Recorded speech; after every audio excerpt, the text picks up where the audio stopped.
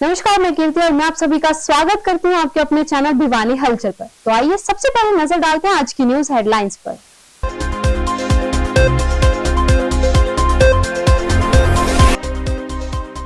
भाजपा के चुनाव कार्यालय का उद्घाटन पर पहुंचे पार्टी के दिग्गज नेता।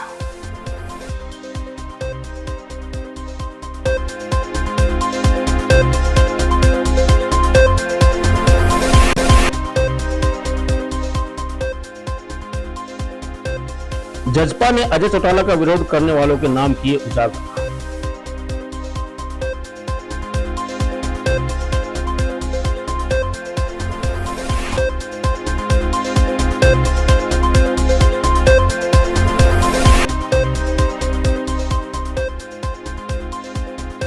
राजपूत महिलाओं के खिलाफ गलत टिप्पणी के विरोध में फूका केंद्रीय मंत्री रूपाला का पुतला।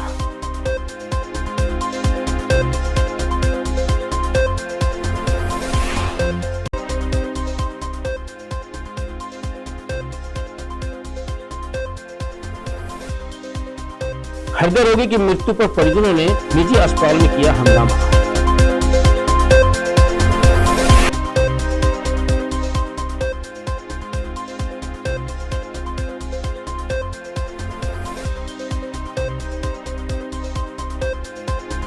ई रिक्शा को टक्कर मारकर रोडवेज बस चालक हुआ मौके से फरार।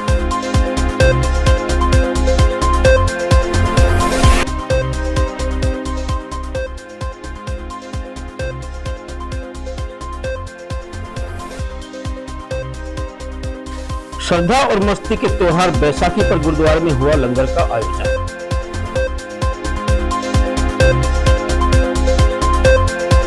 अब खबरें विस्तार से।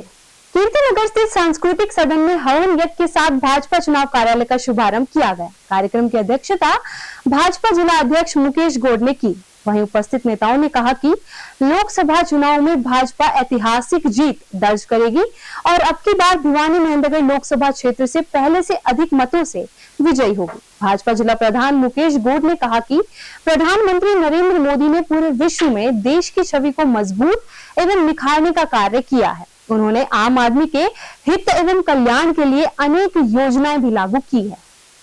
भाजपा चुनाव कार्यालय के शुभारंभ अवसर पर मुख्य रूप से पूर्व शिक्षा मंत्री रामविलास शर्मा, भाजपा प्रत्याशी धर्मवीर सिंह, पूर्व डिप्टी स्पीकर संतोष यादव, पूर्व मंत्री ओम प्रकाश यादव, अटेली से विधायक सीताराम यादव, विधायक घनश्याम सर्राफ व चरखी दादरी जिला अध्यक्ष डॉक्टर किरण कलकल उपस्थित रहे तथा अध्यक्षता भाजपा जिला अध्यक्ष मुकेश गौड़ ने की। हवन यज्ञ में मंत्रोच्चारण के साथ आहुति डाली गई।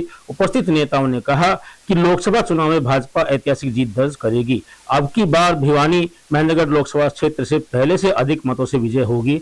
उन्होंने कहा कि प्रधानमंत्री नरेंद्र मोदी ने पूरे विश्व में देश की छवि को मजबूत व निखारने का कार्य किया है। इसके साथ साथ उन्होंने आम आदमी के हित एवं कल्याण के लिए भी अनेक योजनाएं लागू की है। जी ने अभी दफ्तर का एक श्री गणेश किया है अच्छे दिन के ऊपर और बैसाखी के दिन पर। ये देश के किसान का भी दिन माना जाता है।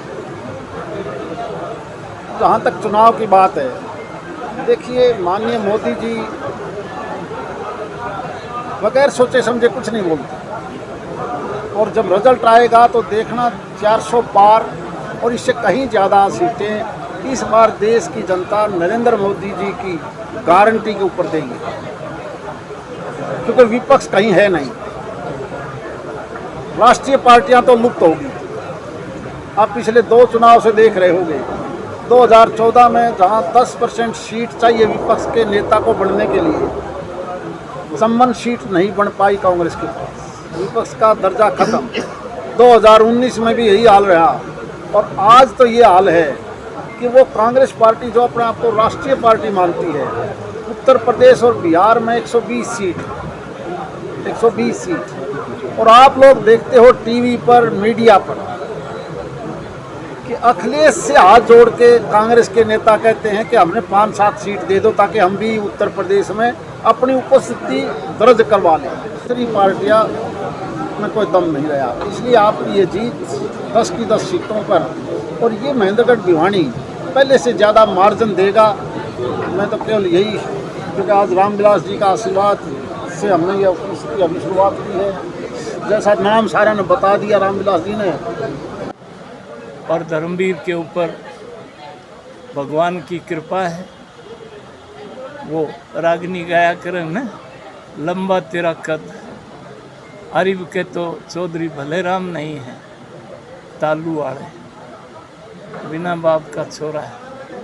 और आज भाजपा के पूरे परिवार ने संकल्प लिया है, यही तो महेंद्रगढ़ भिवानी लोकसभा है, पिछली बार से ज्यादा वोटों से ये भाजपा का परिवार जिताएगा। ये हम आशीर्वाद आज हवन पर दिया है। आज के अवसर पर इतना ही। आप सब पत्रकार छायाकार मित्रों का बहुत बहुत जजपा राष्ट्रीय अध्यक्ष अजय चौटाला का विरोध करने वाले कोई किसान नहीं बल्कि कांग्रेस के पदाधिकारी थे। यह बात जननायक जनता पार्टी द्वारा आयोजित पत्रकार वार्ता के दौरान जजपा नेताओं ने कही। जजपा जिला अध्यक्ष जोगेंद्र सिंह बागनवाला ने बताया कि 9 अप्रैल को जिले के गांव कुंगड़ में जजपा राष्ट्रीय अजय चौटाला का विरोध करने वाले महज 7 ही लोग थे जो कांग्रेस के एजेंट हैं।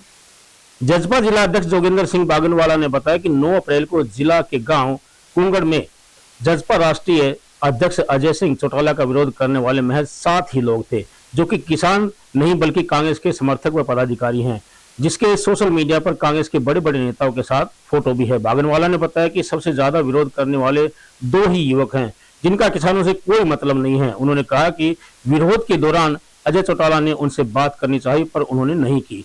बागनवाला ने कहा कि जजपा ने किसानों को लेकर कभी भी छोटी बात नहीं की। किसान आंदोलन के दौरान न जजपा का कोई सांसद था और न कृषि मंत्री, फिर भी किसी को कोई नाराजगी है तो हम बात करने के लिए तैयार हैं। उन्होंने साथ ही कहा कि ये विरोध नहीं, दुष्यंत को बदनाम करने का कांग्रेस का षड्यंत्र है। आज के कॉन्फ्रेंस का मुद्दा ये है, 9 अप्रैल को जेजेपी के राष्ट्रीय अध्यक्ष भवानी खेड़ा के प्रोग्राम थे। हमने 8-10 गांव में प्रोग्राम किए, सभी शांतिपूर्वक प्रोग्राम हो गए। उसके बाद कुंगड़ गांव में 3-4 जलपान के प्रोग्राम थे, एक आम जनसभा थी। तब उनको करके निकले तो बाहर की तरफ निकले, जब 5-4 आदमियों ने आके किसानों के नाम से विरोध शुरू किया। हमें उनको समझाने की कोशिश की। 7 आदमी थे, उनके भाई ने मेरे पास नाम 7 आदमी, बाकी तो वैसे तमाम देखने वाले लोग थे। उसमें वह लोग थे जो कांग्रेस के पदाधिकारी, और मेन आज का एजेंडा भी यही है, मैं आपसे बात करने का भी मेरा यही कारण है कि उनको एक्सपोज करें। वो किसान से उनका कोई लेना देना नहीं। किसान तो मैं भी हूँ, किसान तो आप भी हो, किसान तो ये भी है। लेकिन किसी पार्टी की विचारधारा लेके जो आदमी विरोध करता है, पार्टी का पदाधिकारी है, तो उसके मामले में उसको एक्सपोज करने के लिए आप लोगों को बुलाने का मेरा कारण। उसके सारे हमारे पास वो सबूत हैं। ये पार्टी के जितेंद्र, ये देखा हुआ ये पदाधिकारी भी है कांग्रेस पार्टी के, जो एक इन्होंने प्रियंका और सोनिया के नाम से ब्रिगेड बनाई हुई है, उसके पदाधिकारी हैं अंजू गोयत जी। अंजू गोयत नाम, जो सबसे ज़्यादा बकवास डॉक्टर अजय सिंह चौटाला जी की गाड़ी के आगे कर रहे थे। और ये रामकिशन फौजी के भी वर्कर हैं, बाकायदा प्रूफ है इनकी हमारे पास। इन्होंने बकवास करने का काम, बिल्कुल उसका मतलब मेन वर्कर है कुंगड़ के अंदर, अज्जू गोयत नाम का। और दूसरे थे वो क्या सियाग कामरेड हैं, एक कम्युनिस्ट थे 2 आदमी, 5 आदमी, और साथ थे वो आम आदमी थे। अब बेकाम की बात करना किसी के, जैसे मैं आ गया 5 आदमी और लेके आ गया, 7 और आ गया। असली आज का मुद्दा यही है कि भी जो लोग विरोध कर रहे हैं वो कांग्रेस के पदाधिकारी और कांग्रेस के एजेंट हैं, उनका किसानों से कोई लेना देना नहीं। केंद्रीय मंत्री पुरुषोत्तम रूपाला के राजपूत समाज की बहन बेटियों पर गलत टिप्पणी किए जाने के विरोध में महाराणा प्रताप चौक पर विभिन्न समाज के लोगों ने उनका पुतला फूंका व नारेबाजी की। प्रदर्शन का नेतृत्व हरियाणा राजपूत प्रतिनिधि सभा के वरिष्ठ प्रदेश उपाध्यक्ष ओमवीर सिंह तंवर ने किया। उन्होंने केंद्रीय नेतृत्व से उक्त उम्मीदवार की टिकट काटे जाने की मांग की। उन्होंने चेतावनी दी कि अगर भाजपा ने इनका टिकट नहीं काटा तो राजपूत समाज भाजपा का विरोध करेगा। हरियाणा राजपूत प्रतिनिधि सभा के प्रदेश वरिष्ठ उपाध्यक्ष ओमवीर सिंह तंवर ने कहा कि गत दिवस गुजरात में चुनावी जनसभा के दौरान गुजरात के राजकोट से भाजपा प्रत्याशी एवं केंद्रीय मंत्री पुरुषोत्तम रूपाला द्वारा राजपूत समाज एवं उनकी महिलाओं के खिलाफ गलत बयानबाजी कर ओछी मानसिकता का परिचय दिया गया है।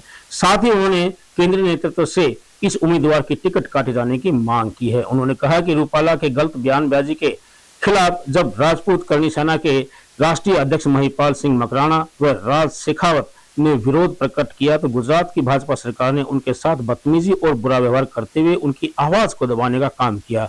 इसलिए राजपूत समाज पूरे देश में भाजपा का पुरजोर बहिष्कार कर रही है। तो हमने कल ऐलान किया था मीटिंग करके कि आज महाराणा प्रताप चौक पे छत्तीस बिरादरी को साथ लेकर के गुजरात के राजकोट से आज बीजेपी की टिकट से सांसद का चुनाव लड़ रहे हैं पुरुषोत्तम रूपाला जी।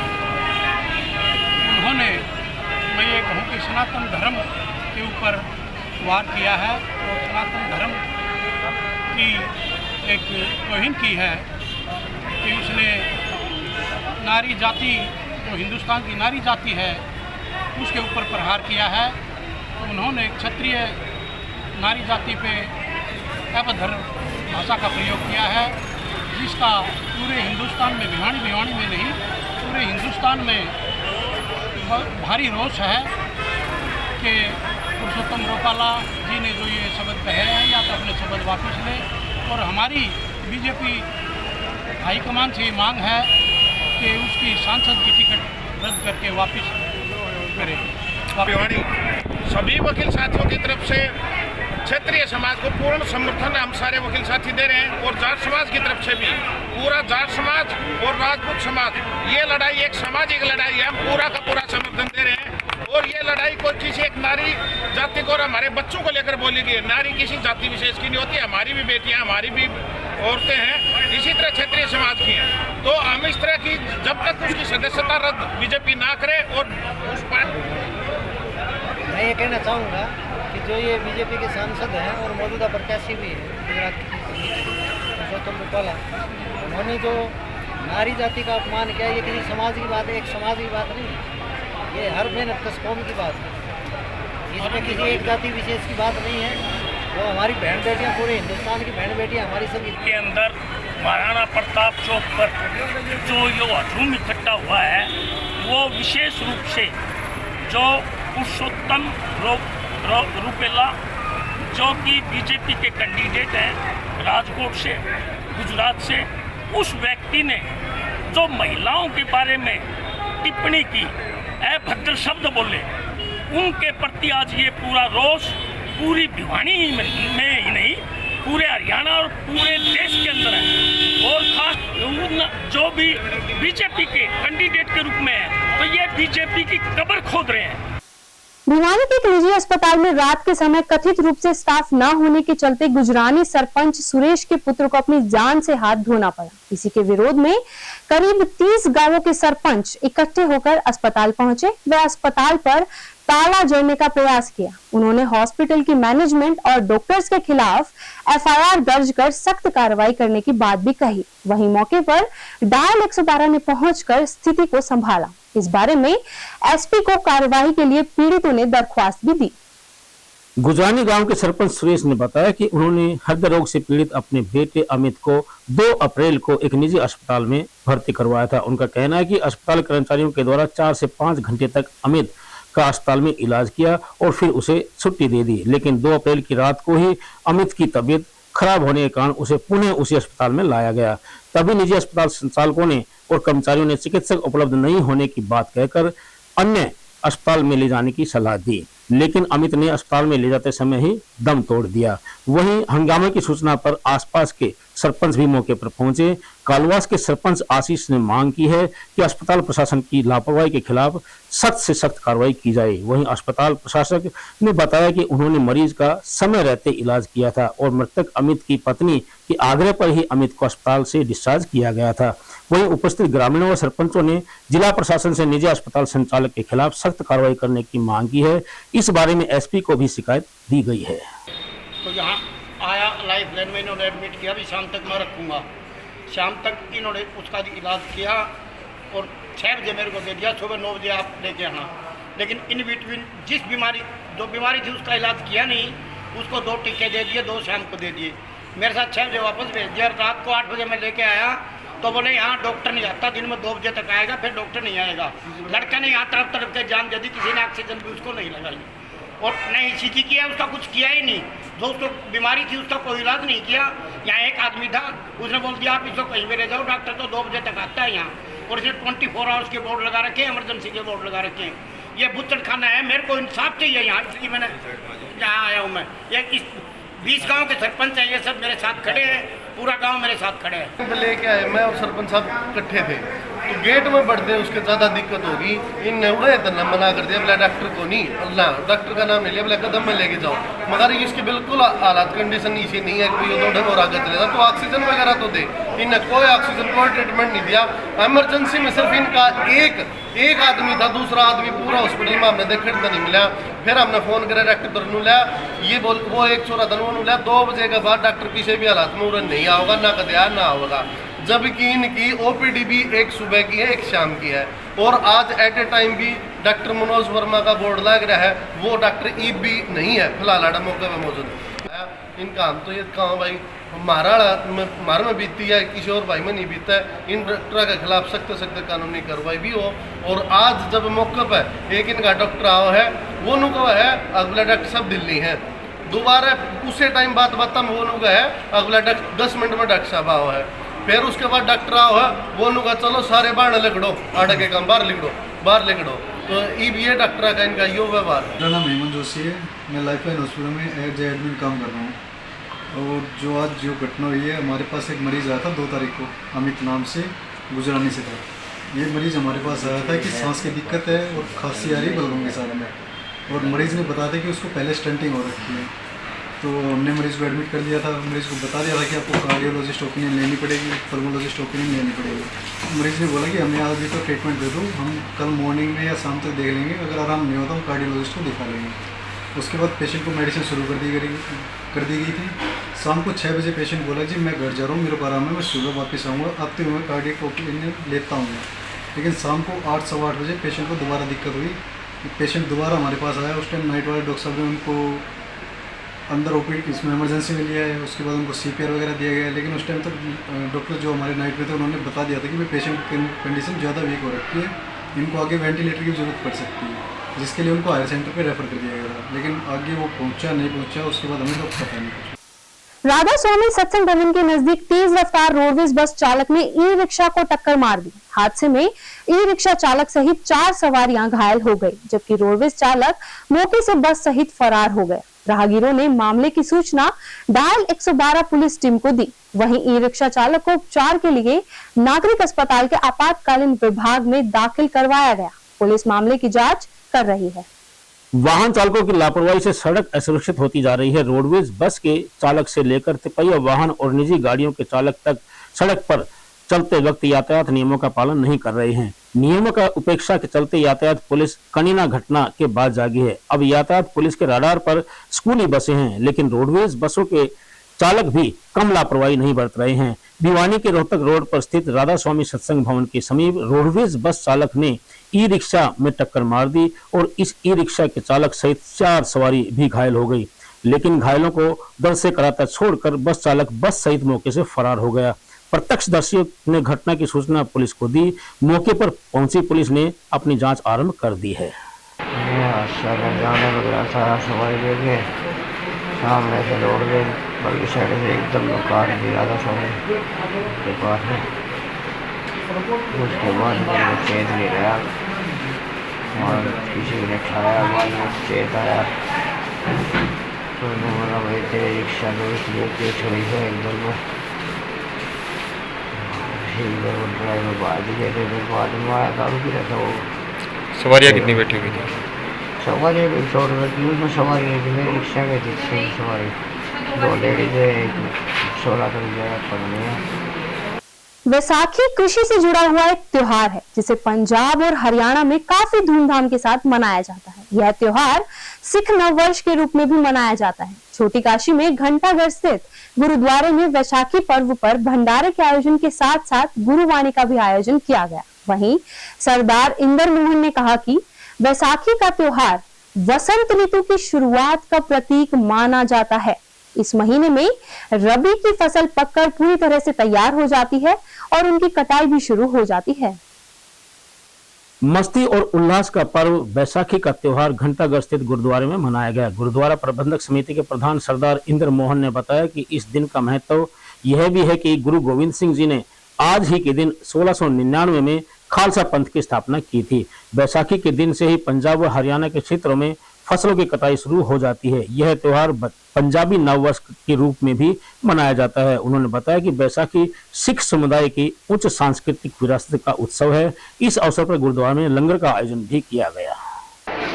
सारे देश में धूमधाम से मनाया जाता है। आज का दिन पंजाब में खासतौर से मनाया जाता है।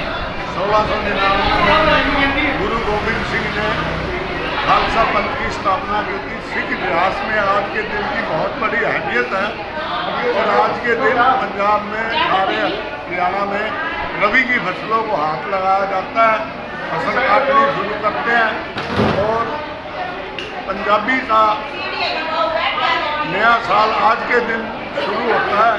पंजाब हमारे उसमें पंजाबी संस्कृति में हमारे इतिहास में आज के दिन से नया साल संबंध लगता है।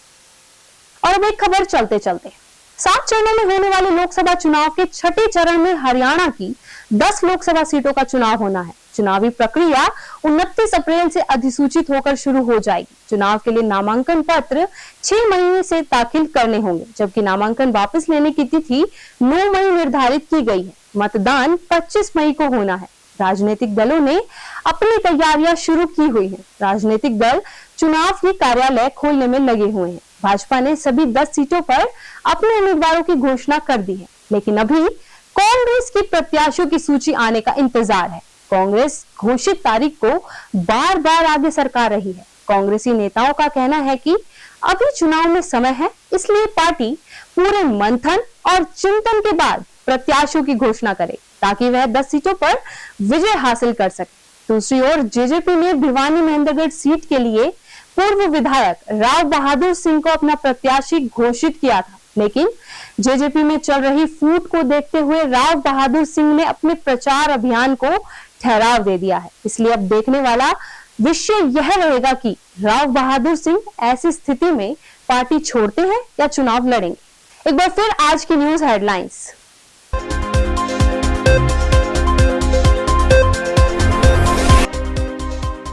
भाजपा के चुनाव कार्यालय का उद्घाटन पर पहुंचे पार्टी के दिग्गज नेता।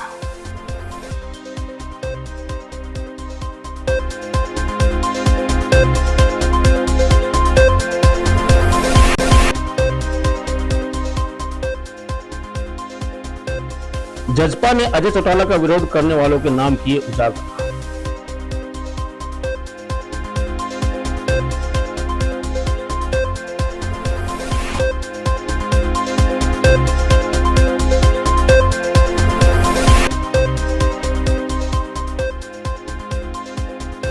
राजपूत महिलाओं के खिलाफ गलत टिप्पणी के विरोध में फूका केंद्रीय मंत्री रूपाला का पुतला।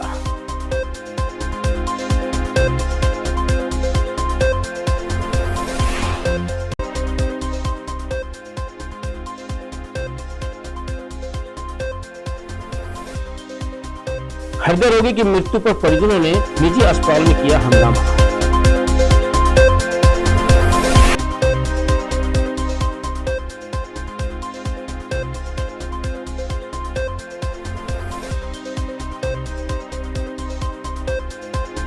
ई रिक्शा को टक्कर मारकर रोडवेज बस चालक हुआ मौके से फरार।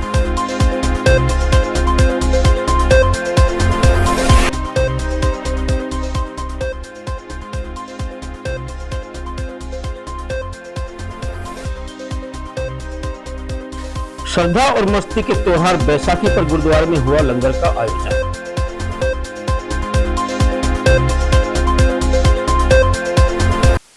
खबरों का सिलसिला यूं जारी रहेगा। मुझे और भिवानी हलचल टीम को दीजिए इजाजत और बने रहिए आपके अपने चैनल भिवानी हलचल के साथ।